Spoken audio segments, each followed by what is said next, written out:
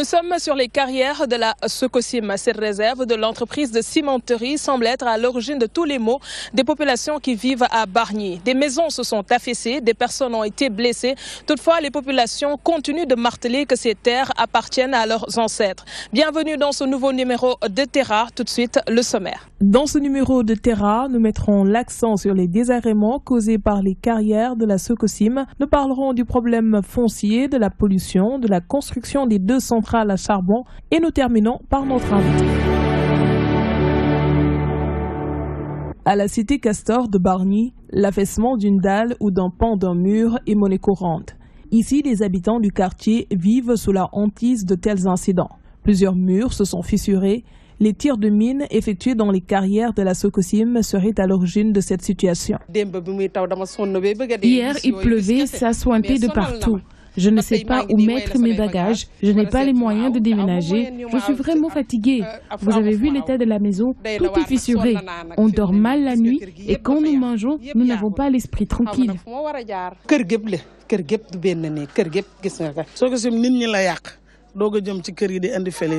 La Sococim a rendu malade beaucoup de gens. À cause d'elle, plusieurs maisons sont endommagées. Même les élèves ont du mal à apprendre l'esprit tranquille à cause des détonations. Des blessés, il n'en manque pas. Le dernier cas en date reste l'effondrement d'une toiture d'un atelier de couture sur 2 femmes. Les réparations n'ont toujours pas été effectuées. Le danger est donc permanent. Je sais qu'il y a un risque, mais je n'ai pas les moyens de déménager ou de réparer. Le maçon m'a clairement expliqué que c'est pas sûr que je reste ici. Les tirs de mine nous fatiguent. Dans la journée, on peut en avoir 4. Le sol tremble à chaque fois. Le danger est permanent. La dalle s'est affaissée sur ma grand-mère et une tante. Elles sont toutes deux blessées. Joséphine Gueye est veuve. Aujourd'hui, elle craint de voir une des dalles de sa maison tomber. Elle ne peut pas se payer le luxe de réhabiliter le bâtiment. Le toit de notre chambre s'était effondré sur tous les meubles. Heureusement qu'il n'y avait personne, mais tout était endommagé. Mon mari s'était occupé des travaux de réhabilitation. Cela fait longtemps que nous vivons ce genre de situation. Les faits se sont produits il y a 6 ans. Mon mari est aujourd'hui décédé. Si ce genre de situation venait à se reproduire, comment je pourrais m'en sortir? Je vis seule avec mes enfants. Certains qui ont été affectés par les détonations de mines se sont rapprochés de l'entreprise de cimenterie pour se faire dédommager. Leurs tentatives sont restées vaines. J'avais entendu dire que la Sococim donnait du ciment à toutes les personnes affectées par le tir de mine. Il m'avait demandé de photographier les dégâts et de leur remettre ce que j'ai fait. Mais jusqu'à présent, je n'ai rien reçu. La maison est dans un état lamentable. Nous risquons à tout moment un effondrement. Mon mari a décidé avec ses propres moyens de réparer les dégâts et j'ai appris que la Sococim a eu à donner du ciment à un tiers. Nous nous sommes rendus à la Sococim. J'ai eu à rencontrer des cadres, mais cela n'a rien donné. De plus en plus, les tirs de mine augmentent de jour en jour. On peut en avoir 5 par jour. Regardez ma vitre sur le balcon. C'est la mine qui l'a endommagée. Les habitants de Castor de Bargny précisent que les dégâts occasionnés par ces tirs de mine sont incalculables. L'une des écoles de la cité n'a pas été épargnée. L'effondrement d'une dalle a surpris 7 enfants dans une classe. Ils avaient été acheminés à l'hôpital pour enfants de Diamniadio. C'était à la suite d'une détonation d'une mine. Et là, c'est avéré. Même les garçons qui étaient dans la classe, c'est après l'explosion de la mine qu'ils ont subi une vibration de la classe et l'école s'est effondrée. Je veux dire, la dalle s'est effondrée. Aujourd'hui, c'est fermé. Aujourd'hui, c'est fermé par un arrêté préfectoral certainement et la protection civile qui était venue ici, je m'en souviens. Après cet incident. Je sais qu'ils sont en train de se démener pour enfin de rénover les classes que vous voyez derrière moi. Mais je sais qu'il y a des efforts quand même qui méritent d'être apportés pour cette école parce que cette école a besoin d'aide. Leur seul souhait aujourd'hui est d'assister à la fin de ce calvaire au plus vite. Ces habitants interpellent les autorités afin que des mesures soient prises pour les préserver d'autres éventuels dangers. Le problème du foncier se pose avec acuité à Bargny. Un protocole avait été signé par l'ancien maire Mar Diouf en 2005 avec le directeur général de la Sococim et le ministre des Mines d'alors, Maître Madické Niang, pour rétrocéder l'ensemble d'un lotissement de terre tiré du patrimoine traditionnel de Bargny. Aujourd'hui, les habitants ne digèrent toujours pas cette situation. Elle exploite les terres d'autrui. Elles appartenaient à nos ancêtres. Ils cultivaient ces terres. Aujourd'hui, celles-ci se retrouvent à l'intérieur de ces carrières. On a tout perdu. Aujourd'hui, Mar Diouf, mon propre cousin, le préfet Serigne Mbaye et l'ancien ministre Madické Niang avaient signé un document pour céder le reste des terres de Bargny à la Sococim. Nous sollicitons de l'aide. Les tirs de mines dans les carrières affectent aussi les anciens employés de la Sococim. Aujourd'hui, beaucoup d'entre eux résident dans les habitats sociaux construits par l'entreprise de cimenterie. La maison là qui vient d'être, qui a été secouée par une mine, mais c'est un ancien employé de la Sococim qui est propriétaire. Ça veut dire que même les employés de la Sococim subissent ces dégâts incalculables que vous avez constaté. Si elle peut utiliser d'autres types de machines pour extraire les pierres des carrières, il y a l'excavateur qui permet d'extraire le calcaire sans gêner qui que ce soit. Il n'y aura pas de dégâts. Imam Mamadou Diouf confie que la Sococim a créé plus d'ennuis aux habitants de Bargny qu'elle n'en a résolu. Selon lui, elle les a dépossédés de leurs terres. De plus, c'est un voisin pollueur et encombrant. On l'appelle cité Sococim, mais ces maisons ont été construites sur nos terres. Et c'est peu de concessions, 26 maisons, elles sont occupées par leurs agents. Et beaucoup ne sont même pas des Sénégalais. Nous les Lébous, nous n'habitons pas à la cité Sococim. Cette entreprise fait du sabotage. Cela fait plusieurs années que la Sococim exploite ses carrières. Les populations soulignent qu'elles n'entendent pas quitter cet endroit puisqu'il s'agit de leur patrimoine. Elles souhaitent l'intervention de l'État. Derrière moi, vous apercevez les installations de la Sococim. Nos tentatives de nous rapprocher pour essayer de vous montrer l'ampleur de la pollution ont été vaines. La brigade de sécurité de l'entreprise a interpellé notre équipe de tournage. Nos images ont été supprimées, ce qui a été fait bien entendu. Mais sachez que les plaintes qui ont été effectuées par les populations sont avérées. La pollution sur le site est vraiment extrême. La route qui mène à Sococim est blanchâtre. Les arbres couverts d'une couche poussiéreuse, un composant qui vient ainsi des pierres extraites des carrières de la société de cimenterie. Les populations de Bargny tombent souvent malades à cause de cette poussière inoculée. La poussière avec les enfants, c'est difficile. Beaucoup tombent malades. Nous tous dans la cité vivons le même calvaire.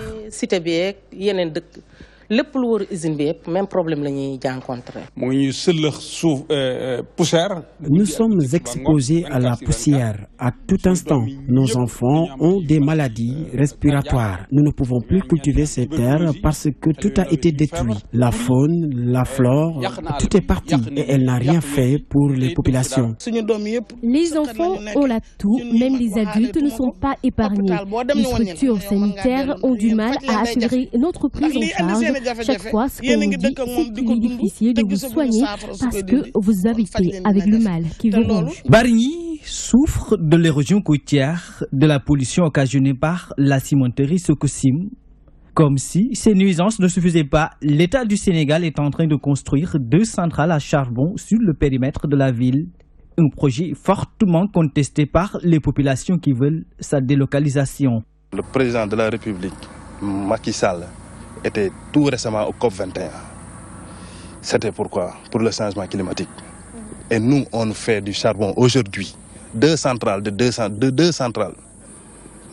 Ici à Bargny, on ne peut pas supporter toute cette pollution-là. Il y a la Sococim qui est là. Il y a 2 centrales qui sont installées ici à Bargny. Et nous les populations bargnoises, on avait proposé une centrale solaire ici à Bargny. On a des partenaires qui peuvent venir pour une alternative. On n'est pas là juste pour critiquer et critiquer. On essaie de trouver des solutions pour nos conditions de vie. Ces 2 centrales électriques d'une capacité chacune de 125 MW sont financées à hauteur de 35 milliards de francs CFA par la Banque africaine de développement. G109, Une organisation environnementale basée dans la commune ne veut pas en entendre parler. Quand les centrales commencent à fonctionner, ils produisent de la cendre. Des tonnes de cendres par jour. Ces cendres-là, son aire de propagation s'étend sur 100 km. Même Dakar, même Thiès ne sera pas épargné. Les pêcheurs affectés par l'érosion côtière qui sont relogés sur le site qui doit accueillir ces deux centrales à charbon craignent pour leur avenir. G109 soutient que si ces deux centrales venaient ainsi à être implantées, Bargny sera pris en otage entre ces installations, l'érosion côtière et la Sococim. Alors, vous êtes toujours dans votre émission Terra. Nous sommes avec notre invité, le maire de la commune de Bargny, qui nous a fait l'honneur de nous recevoir aujourd'hui. Monsieur Gaye Abdou Ahmed Seck, je pense que c'est bien ça. Merci de nous accorder cette entrevue. Merci Aram de vous être déplacé pour nous donner l'opportunité de se prononcer sur un événement majeur pour Bargny et pour le département qui est le conseil interministériel et ministériel délocalisé de Rufisque et Dakar. Aujourd'hui, quels sont les points sur lesquels vous aimeriez que l'équipe gouvernementale se penche pour pouvoir les solutionner? Avant toute chose, permettez-moi de revenir sur cet exercice consistant à se rapprocher des populations, effectivement, pour essayer de, en tout cas, faire ressortir les ressentis de la part des acteurs qui vivent, agissent et connaissent le territoire, quelle que soit par ailleurs la pertinence des solutions proposées au niveau national. Nous en félicitons le chef de l'État et l'ensemble du gouvernement, et je dois vous dire que ce conseil, on prépare ce conseil depuis plus de 4 mois, avec l'Agence régionale de développement, la préfecture, la gouvernance, les services déconcentrés, les mairies, beaucoup de réunions ont été tenues. Et c'est il y a 2 semaines que la réunion des maires et du président du conseil départemental qui devait valider les propositions issues de chaque commune. On s'est réunis et on s'est accordé sur un mémorandum qu'il fallait présenter au chef de l'État. Ce mémorandum s'articulait autour de 2 parties majeures. La première partie, il s'est agi de recenser les problèmes au niveau du département, les problèmes communs, disons. On en a sorti un certain nombre. La pollution, d'une part. D'autre part, le désenclavement d'une certaine partie du territoire, notamment la partie des 4C, Sangalkam, etc. Le problème de l'assainissement, le problème foncier, de manière globale, l'insertion des projets de l'État dans le tissu urbain départemental, etc. Et suite à cela, la deuxième partie était dédiée aux problèmes spécifiques que connaissent les communes. Et bien évidemment, nous en avons présenté au niveau de Bargny énormément et nous avons obtenu satisfaction, notamment pour les problèmes les plus importants en termes de coûts et les plus, disons, qui créent aussi d'énormes drames. Je veux nommer là l'érosion côtière et la pollution. Justement, sur le point concernant le foncier, on a eu à faire un tour dans Bargny et dans certaines maisons, des toitures se sont affaissées et les populations, en tout cas les occupants, nous ont fait comprendre que c'était dû aux secousses qui étaient, disons, occasionnées par les détonations dans les mines. Aujourd'hui, avez-vous déjà eu des populations qui se sont plaintes à votre niveau ou bien y a-t-il des mesures qui sont prévues pour les accompagner? Et que beaucoup de luttes ont été menées et qu'à partir d'un certain moment, la solution, discussion, trouver un compromis gagnant-gagnant a été acté par le Conseil. Et depuis, des discussions sérieuses sont en cours avec la Sococim.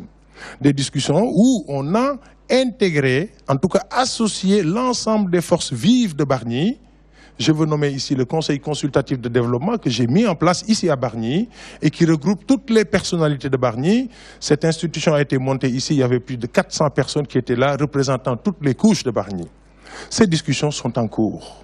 Sur le plan environnemental, nous souhaitons tout simplement le respect des normes. En faisant quoi? Des filtres modernes, c'est une chose. Il y a aussi les mines. Ben oui, je l'ai dit et répété, nous souhaitons que la Sococim s'inscrive dans une démarche de développement durable en utilisant des techniques qui ne font pas appel aux mines. Oui, les dégâts, vous en avez recensé. Je n'ai pas besoin de recevoir ici des Bargnois pour le savoir. Je vis ici, je dors là-bas. Donc on sait, on le vit. Ça, c'est une deuxième question. La question de la patente a été posée. Et enfin, la question de la participation au titre des RSE. Tous ces dossiers sont sur la table, il n'y a aucun tabou et les discussions se poursuivent en espérant un accord gagnant-gagnant Bargny-Sococim. Pour la responsabilité sociétale de la Sococim, j'aimerais y revenir. Qu'est-ce que la société fait actuellement pour vous? Aujourd'hui, il n'y a pas de patente qui rentre. Il y avait une tradition chaque année, au moment de faire les curages avant la saison des pluies, la Sococim dépêchait auprès des 12 communes du département une mission pour appuyer les communes à curer les caniveaux, etc. Ils le font à Bargny aussi. Ils nous appuient de manière ponctuelle. Aujourd'hui, le chef de l'État, demain, va venir. Effectivement, il nous appuie pour essayer de dégager un certain nombre de, de problèmes, débarrasser des choses, etc. Et nous le remercions de cet apport. Mais bien évidemment, le cœur du problème reste là. Vous savez, on n'est pas là, on est des voisins. Et quelle que soit par ailleurs la situation, quelles que soient par ailleurs nos insatisfactions, cela n'empêche, nous ne pouvons pas ne pas discuter et ces discussions sont en cours. Et j'ose espérer effectivement que ça va aboutir. Parce que la sensibilité, ils sont parfaitement d'accord que la mairie de Bargny, les populations de Bargny doivent profiter du fait que la Sococim est là.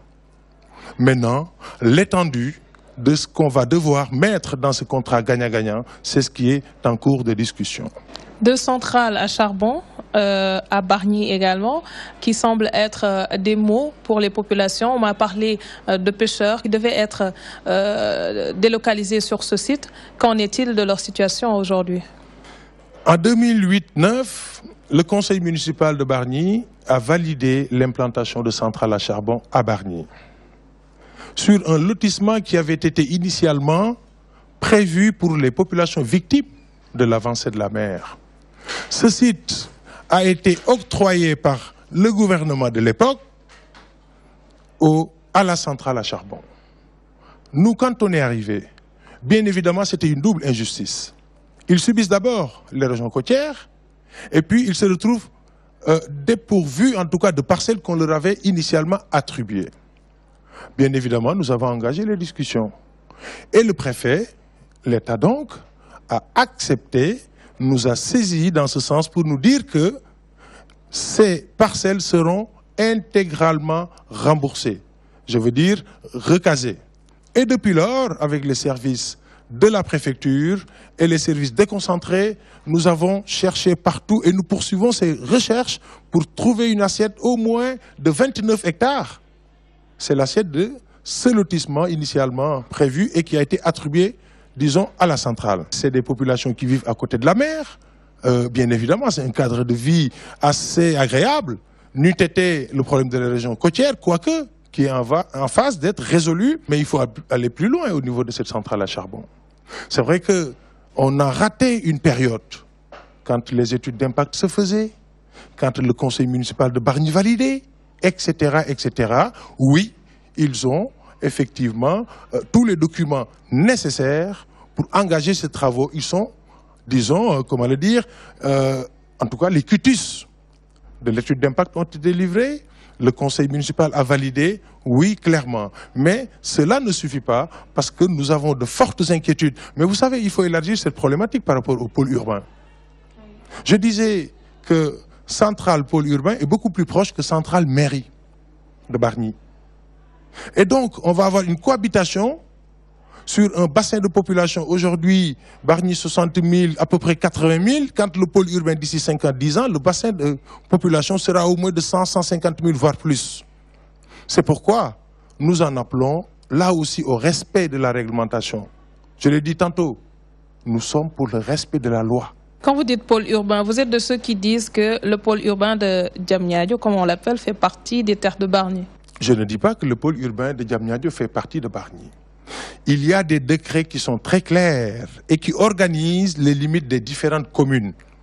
Il faut qu'on parle sur la base factuelle, sur des bases factuelles, sur des décrets qui existent. Le pôle est assis sur plusieurs communes. Bargny, Diamniadio, Mbambilor, voire Sébikotane. Donc, de manière factuelle, et nous avons une assiette très importante, 40 voire 50% de cette assiette dans la commune de Bargny. J'en reviens aux centrales. Aujourd'hui, vous ne craignez pas qu'il y ait plus de pollution avec leur implantation dans votre commune? Les études ont été validées en 2008-2009. Les cutus délivrés, c'est factuel. Le conseil municipal de l'époque, qui avait aussi donné son cutus, c'est un élément factuel. L'autorisation de construire délivrée par le ministre en charge de ces questions, notamment le ministre de l'Environnement et le ministre de l'Urbanisme. Ils avaient tous les documents pour démarrer les travaux.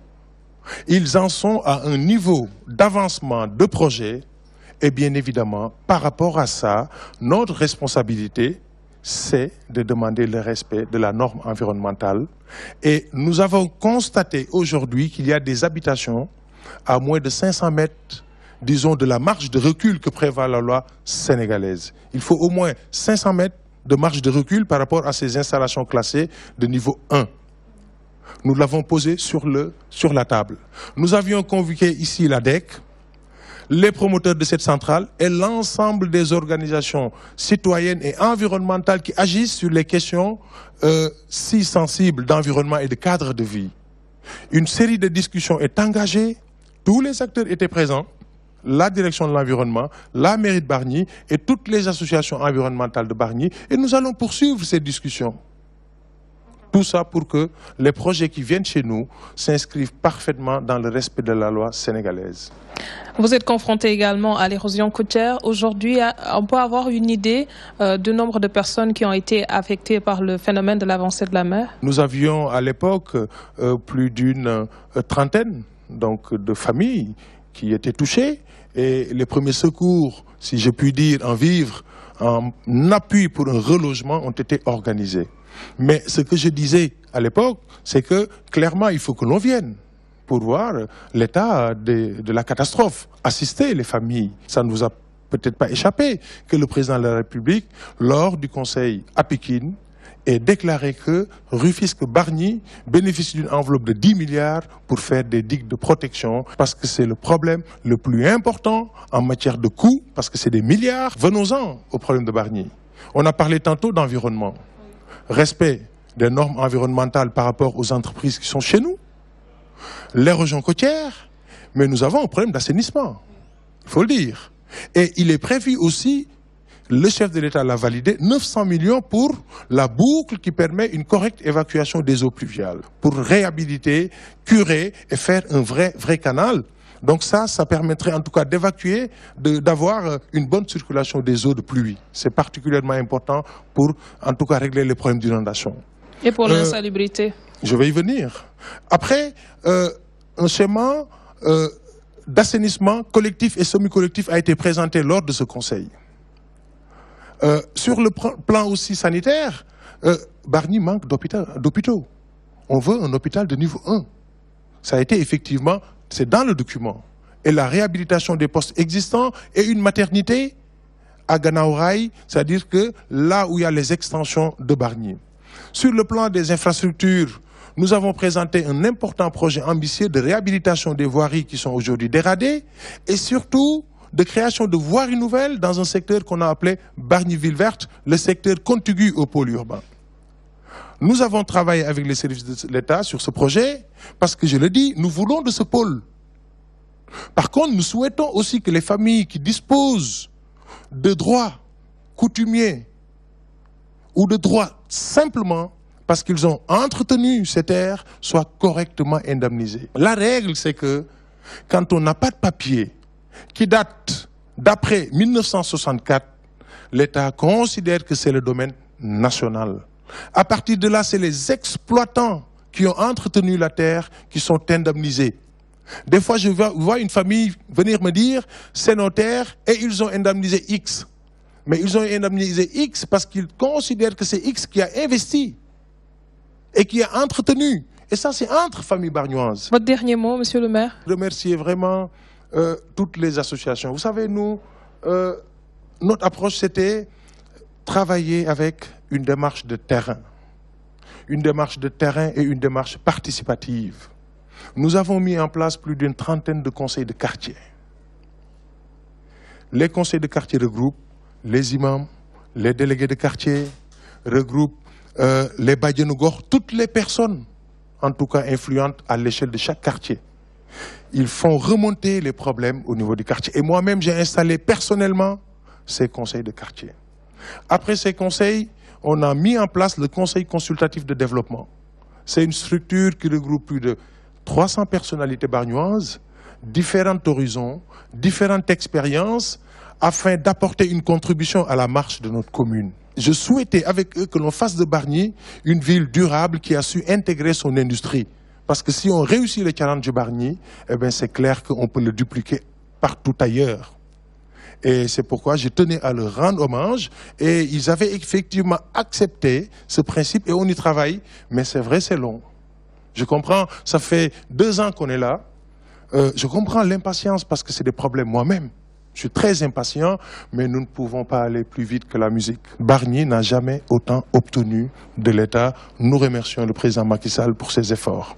Merci Monsieur Seck. Je rappelle que vous êtes le maire de la commune de Bargny. C'était notre invité pour ce numéro. La responsabilité sociétale d'une entreprise nécessite qu'elle déploie des actions qui sont utiles à la commune ou à la localité où elle se trouve.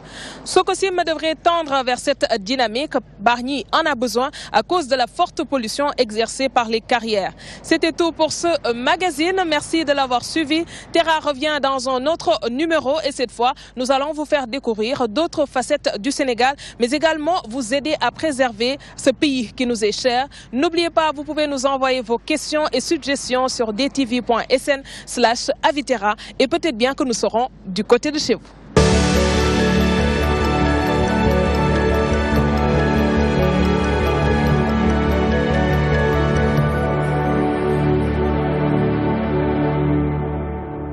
Tout de suite sur DTV.